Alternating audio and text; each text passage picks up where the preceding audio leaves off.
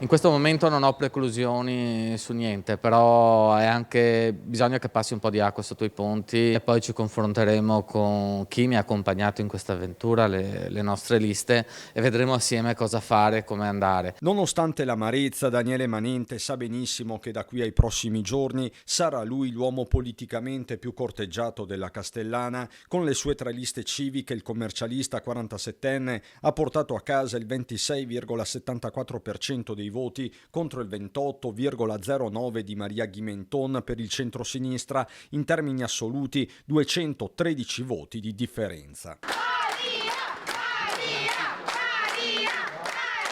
L'avvocata penalista è quindi la sfidante dell'architetto Luca Pozzobon, in vantaggio al 40,5%, che da parte sua ha riunito tutto il centrodestra, con Fratelli d'Italia, primo partito della coalizione, al 13,5%, seguito da Lega 12,7%, Forza Italia poco sopra il 3%, al 12,4%, la lista civica personale a sostegno di Pozzobon, più o meno la stessa percentuale del movimento civico di Ghimenton, che ha superato di un punto percentuale il Partito Democratico. Né Pozzobon né Ghimenton hanno tessere di partito in tasca, per loro la caccia al voto moderato è già iniziata. La popolazione ci ha dato sostegno e quindi intavolare un discorso e anche con la cittadinanza e anche con quelle che sono le forze politiche in ballo. Di cercare di intercettare ancora di più quelle persone con valori moderati e di centro che secondo me a Castelfranco sono molti. Sono una grossa fetta. Si guarda quindi a Manente e al suo bacino elettorale,